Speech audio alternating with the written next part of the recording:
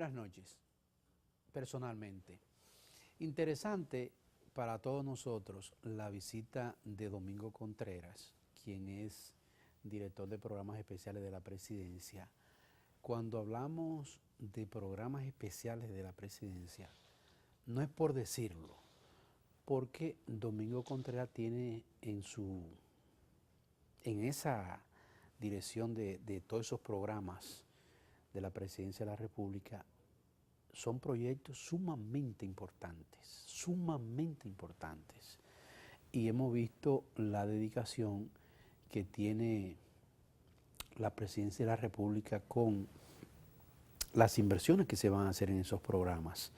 Y cuando nosotros retornemos de la publicidad vamos a sostener una conversación con relación a, no a todos los programas, sino en algunos específicamente que son de sumo interés para el país.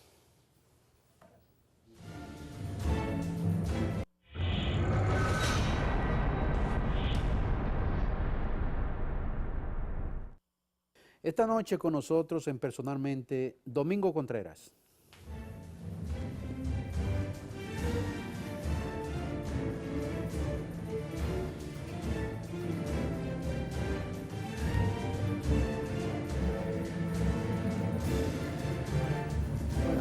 Querido Domingo. Buenas noches, Mayo. Placer tenerte. Oh, gracias por permitirme volver por este espacio que yo regularmente cuando puedo me coloco del otro lado. Es así. Para verte. Domingo, agradecido de tenerte aquí en Personalmente. Decíamos en la pequeña introducción en el programa de los programas interesantes que tú tienes para, no un futuro, sino casi pasado mañana a iniciar en el país. ¿Cuáles son los programas que están en ese proyecto, pero los programas inmediatos? Mira, yo digo que la dirección de programas especiales son la voluntad política del presidente Danilo Medina, con deudas sociales, que todo el mundo por años estuvo de acuerdo que había que pagarla, que había que cumplirla. Y con frecuencia escuchamos gente hablar, hay que pagar la deuda social, porque cuando hablamos del analfabetismo como un lastre, porque hay dos cosas que caracterizan a las personas analfabetas, el miedo y la vergüenza. Y es muy duro, usted no puede vivir con libertad ni ser feliz cuando esos dos sentimientos forman parte de su diario vivir, porque tiene miedo de que lo pongan a prueba y lo pongan a leer, son parte de la iglesia, en la hora que van a escoger el que va a leer la lectura, le duele la cabeza, se me quedaron los lentes, voy al banco y tengo que firmar un contrato, tengo que pedirle a alguien que lo haga por mí. Son tantas las circunstancias, me dice, ando buscando una dirección, me la señalan, la miro pero no la veo. Son tantas las circunstancias que golpean a una persona, no puedo tener licencia de conducir. Son muchas las cosas de las que tiene que abstenerse a lo largo de su vida una persona que no aprende a leer y escribir. Y cuando el presidente Medina llegó, aquí había 1 millón de dominicanos que no sabían leer y escribir, que por años esa deuda se había acumulado. Entonces, ¿cómo acometer esa tarea? Es una tarea que pertenece al Ministerio de Educación, si la llamamos en términos institucionales, pero educación tiene tanta encomienda, tanto desafío, que había que crear un área que pudiera responder a este reto, porque la educación de adultos no es una educación institucional, es una movilización social, porque es para cumplir con una deuda social, aunque tiene el componente meramente educativo desde el punto de vista pedagógico, pero en el otro aspecto es un aspecto de movilización social, de cumplir con una deuda. Y este es un programa que se ha venido trabajando, que se ha encontrado con muchos desafíos, ya estamos en la etapa final. En esta etapa nos faltan 107,000 dominicanos por reclutar y llevar a los núcleos de aprendizaje. ¿Cómo ustedes saben exactamente 107,000 dominicanos de casi 1 millón que había? Porque nosotros partimos de las encuestas que se realizan a través de la Oficina ¿Son tan Nacional. exactas así? Son Un prácticamente, aproximado. pero bastante, Okay. bastante cerca, porque nos da un número exacto, matemáticamente da un número exacto. Entonces, ¿por qué nosotros podemos llegar a esa conclusión? Porque ellos nos dan el porciento, la República Dominicana inició con un 14% de personas analfabetas, en este momento está en un 7.5%, nos quedaba un 2.5% a principio de año, nosotros llevamos más de 120,000 personas que hemos ido alfabetizando. Cuando hacemos la deducción, porque también hay personas que nos desertan, sacando la tasa de deserción, nos va dando el número que requerimos porque lo vamos registrando.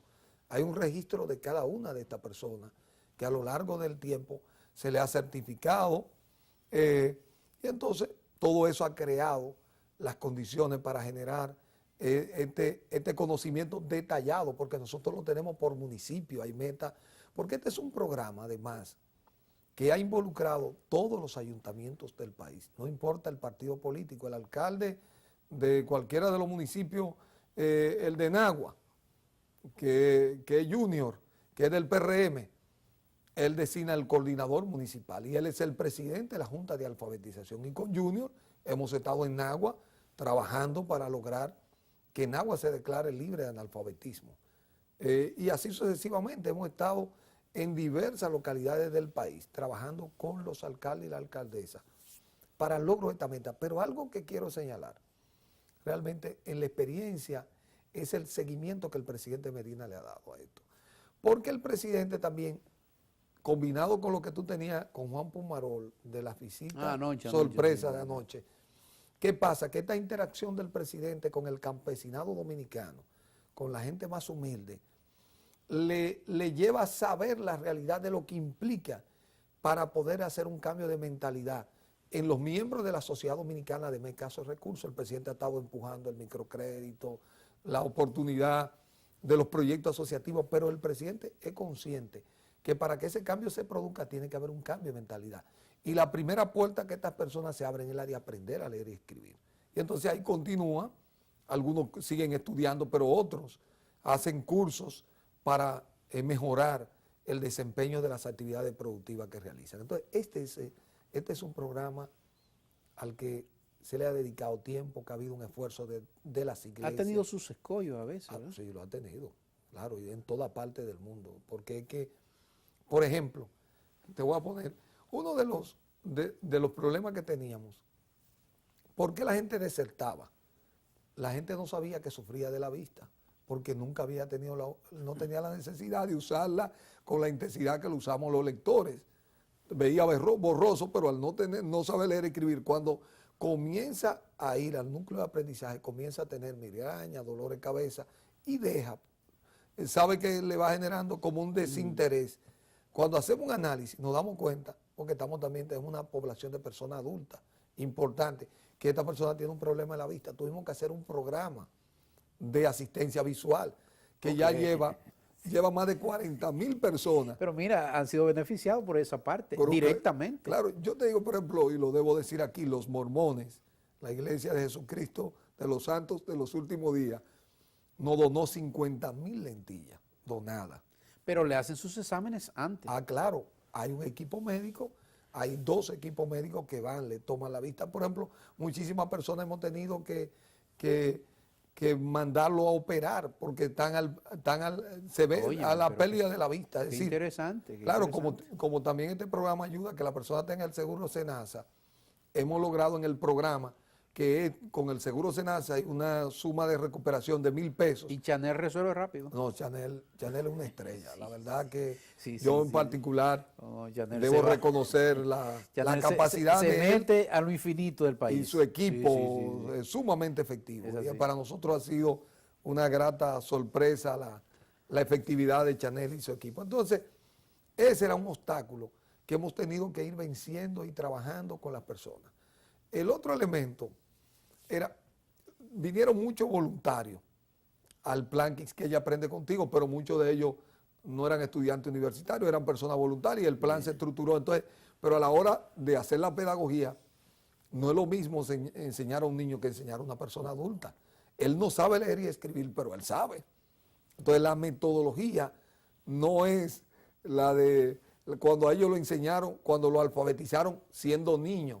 Este es un proceso más dinámico, diferente, es un proceso que está fundamentado en derecho y a lo largo de la lección. La primera lección de Quisqueya Aprende Contigo es yo soy persona.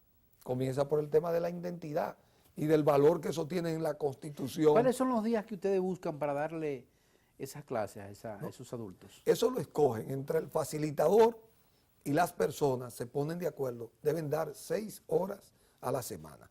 O la dan de 2 horas 3 veces o 3 horas en 2 días. Okay. El acuerdo lo hacen ellos porque muchas de estas personas trabajan, tienen diversas Siempre situaciones. suele ser sábado o domingo. Es correcto. El fin de semana, viernes, sábado y domingo son los días de mayor intensidad de la concentración de esta tarea. Otra tarea importante que se gestó en la dirección de programas especiales fue la atención a la primera infancia. Por años se quedó demostrado que la mayor inversión que puede hacer cualquier sociedad del mundo es la inversión en la primera infancia, entre 0 y 5 años. Es la etapa del desarrollo neuronal del niño o la niña, de los afectos, de la estimulación temprana. Pero en un país como el nuestro, con tanta carencia, en los niveles más carenciados de niños nacidos de madres adolescentes, que todavía no tienen una conciencia propia de su rol, todos estos niños se ven expuestos a falta de carencia de cariño, de ese acompañamiento, y el país ha dado los primeros pasos hacia un servicio de alta calidad, que se ha reproducido en INAIPI. El INAIPI es un nacimiento de la Dirección de Programas Especiales y nosotros, por decreto, ahora estamos terminando el proyecto de ley para estructurar el servicio. Sí. Bueno, esto es un servicio que, y lo debo decir, en Naco no hay una instalación de la calidad de lo que tiene un niño que está en Boca Cachón o en Santiago Rodríguez o en un barrio en San Juan o en La Sursa o en los Girasoles o en Villamella. Esas son las estancias infantiles. Esas son las estancias infantiles. Este servicio, que no solamente está en la estancia, pero hay una red de servicios que va por la casa, que son una animadora de la primera infancia, que acompañan a la madre a todo el tema de higiene, vacunación. Y el efecto económico. Absolutamente. Que le proporciona a esa familia con esos escasos recursos, no solamente a ella, sino dejar los niños en buenas manos. Mira lo que el presidente lo decía una y otra vez en su concepción, que era, necesitamos liberar a las madres para que sigan estudiando y para que puedan trabajar. Y te voy a poner este ejemplo. La tabacalera García en La Romana, yo en este proceso fuimos a visitarla y veo, hay vacantes. Me extrañó un país que hay un nivel de desempleo tan grande. Le pregunto, ¿y cuántas vacantes hay aquí? Habían 600 vacantes en ese momento. Y le pregunto, bueno, ¿y por qué tantas vacantes? La mayoría de las que trabajan en la tabacalera son mujeres. Me dice, oye, ¿cuál es el problema? Cuando se hace madre, hay un ausentismo muy grande. Y cuando no encuentra quién le cuide a los niños, ellas prefieren dejar el trabajo para quedarse cuidando a los niños. Oye, pero anda un palo entonces ya. Claro, entonces nos pusimos de acuerdo para... Oh, pero yo tengo la solución, ¿sí? Claro, pues vamos ahora a buscar los sitios de la comunidad de donde proceden las trabajadoras de aquí, para entonces colocar la red de la estancia, para que ese proceso... Entonces, y ahora mismo estamos hablando también con otros lugares, cerca de donde hay zona franca, que están viviendo la misma experiencia, de madres que no pueden ocupar el trabajo porque no tienen quien le cuide su niño en esa etapa. Entonces, esta red de servicios que ha ido creciendo, que tiene la intención de llegar a unos 700,000 niños cuando este periodo termine, para responder a ese reto. Ese es un reto fundamental. Cuando esos niños aparecen desnutridos allá, ¿cuál es el mecanismo? Es que estos niños reciben alimentos, desayuno, merienda, comida. Con personas preparadas. No, totalmente, un equipo especializado, hay médicos, todo, hay todo. Se va acompañando también a los padres para que la higiene, esos niños, Mayované, hay que ir, por ejemplo, después que ellos comen se tienen que acostar. Por lo menos por fuera son bellísimas. No, por dentro es que son mejores. Yo lo he visto, oye. No, por dentro yo te voy a pedir que me acompañes. Son preciosísimas, ¿eh? Yo estuve por ahí, por aquí, por donde está la Universidad INTEC. Sí, en Los Ríos. En Los Ríos hay una. Preciosa esa. Que es de 2 niveles, sí, bellísima. Sí. Los niños después que comen se tienen que acostar. Hay niños todavía que les es difícil dormirse cuando uno pasa y mira, lo ve que están, pero tienen que hacer una rutina, van aprendiendo. Entonces, los padres mismos, uno le pregunta a algunos padres que se encuentran, y los niños, cuando van a comer en la casa en el fin de semana, mami, me toca lavarme, llévame a lavar la mano, Sí, porque se ya están habituando. van desarrollando una Sí. disciplina, una rutina que le va dando una ¿Cuántas disciplina. instancias hay instaladas ya a nivel nacional? Instalada hay 51 funcionando, operando. Okay. En todas las provincias por lo menos hay una. Hay más de una, hay varias provincias que Ok. tienen más de una, son 251, son 32 provincias. Todos estos presupuestos salen del 4% de educación. Sí, correcto, esto es el 4% de educación. Ok. Porque hay otro elemento importante. Cuando uno le pregunta a los profesores ya de los niños, porque hay niños que entraron de 3, 4 años, ya el programa tiene 3 años, ¿cuál es el comportamiento educativo de estos niños que han pasado por la estancia superior? Ya comienza a haber un desempeño. Estos son unos niños que ya van con una rutina, están acostumbrados a una evaluación, están estimulados. ¿A los cuántos años es que ya lo están sacando los niños? No, de 45 días de nacido Hasta los 5. hasta los 5 años. A los 5 entran ya preprimario en educación. Okay.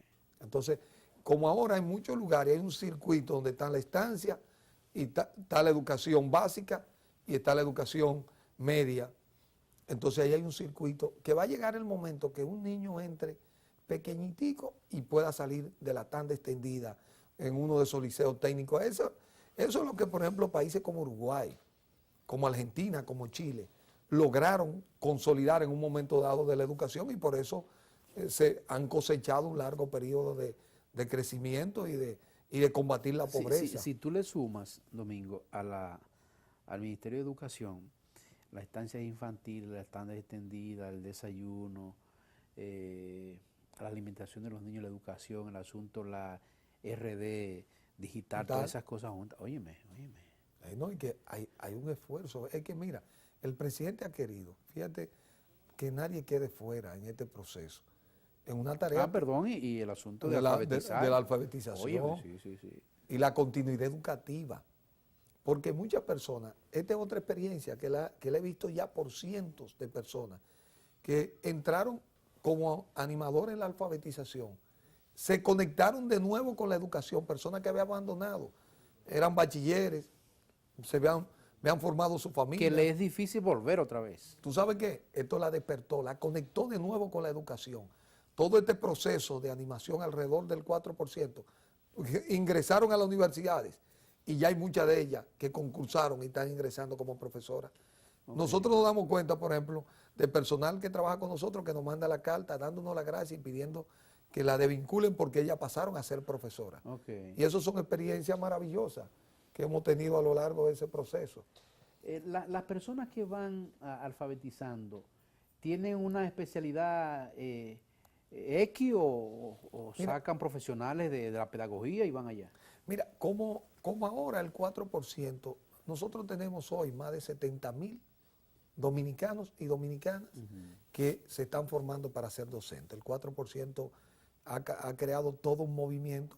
Cuando inició el programa en el 13 no había esa misma base y entonces realmente entró personas que eran bachilleres, personas también que querían contribuir porque estos son programas también que animan mucho la colaboración voluntaria y alientan también el patriotismo y la solidaridad. Entonces, todo eso dio la oportunidad para que mucha gente se ingresara. Pero en la última etapa, el mismo 4% ha ido despertando una adhesión de más personas. Entonces, hemos querido también que los jóvenes que van a estudiar pedagogía tengan esta experiencia, porque es una experiencia que enriquece. Para un jovencito de 20, 21 años, ser el guía, el profesor de personas que pueden ser su abuelo, sus padres, y poder compartir y que ellos le reconozcan, le den la gracia, pero al mismo tiempo él vea esa experiencia de vida que se acumula en esta persona, lo enriquece como persona, que después esa experiencia la traduce. Entonces nosotros también le quisimos generar un estímulo, darle 5 puntos a los jóvenes que viven esta experiencia para cuando concursen en educación. Entonces, esto ha traído... ¿Por qué algunos invitados que hemos tenido aquí de la oposición, dice que no está la revolución educativa. Es que habría que ver. Hay temas, por ejemplo, mira lo que estamos hablando.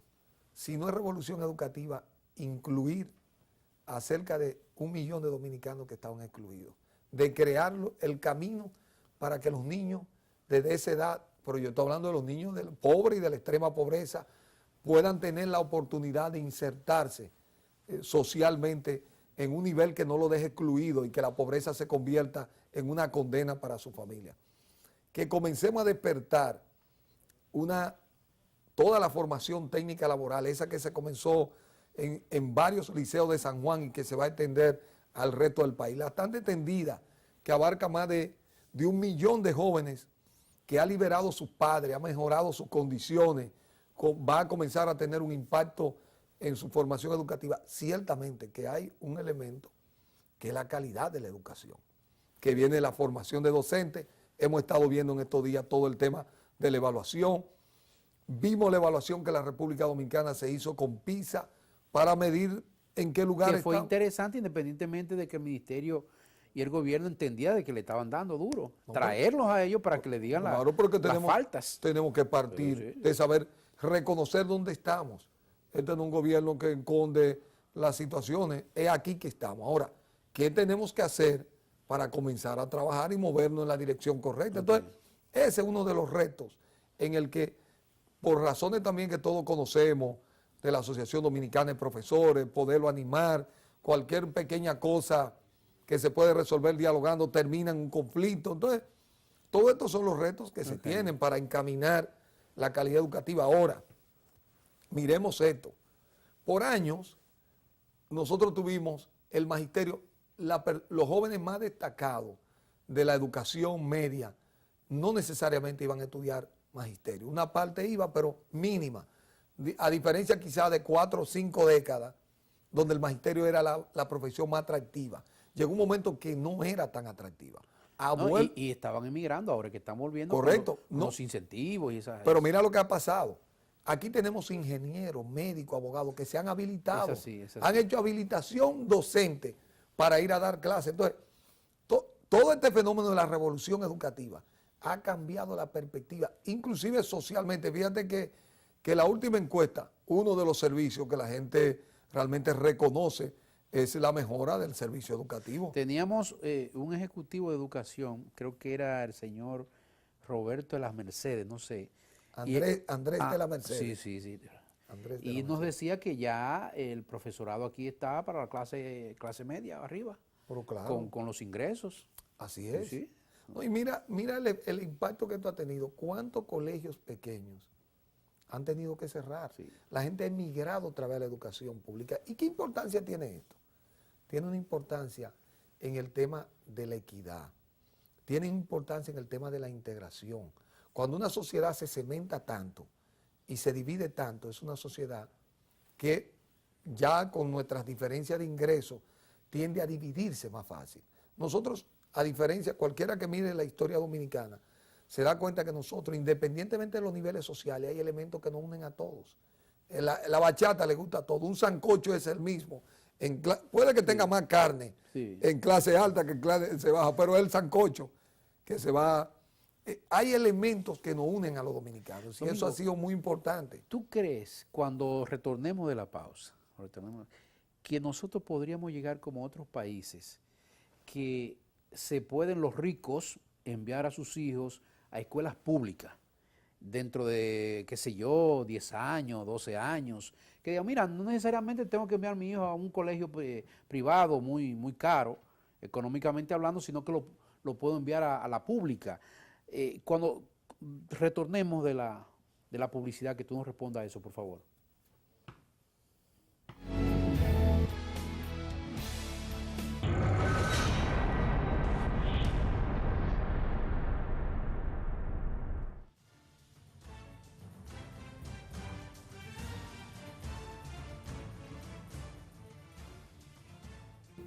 Con Domingo Contreras continuamos conversando. Domingo, te decía que si dentro de 8 o 10 años tú ves posible que la persona pudiente pudieran sacar a sus hijos de los colegios privados de muy altos económicamente y enviarlo a las escuelas públicas. ¿Tú crees posible eso en 8 o 10 años? Mira, aquí hay sectores sociales que están también porque la tradición educativa se mantiene mucho y mantienen sus hijos en los colegios por lo que ellos estudiaron, que tienen cierto vínculo. Ahora, lo que socialmente tenemos que aspirar es que la educación sea de tal calidad que una persona de escasos recursos económicos, de clase media, y hasta una persona de recursos altos que quiera poner su hijo, la educación tenga tal calidad que lo pueda colocar. Nosotros tenemos, yo te contaba ahorita, Loyola, porque es una experiencia Sí, sí.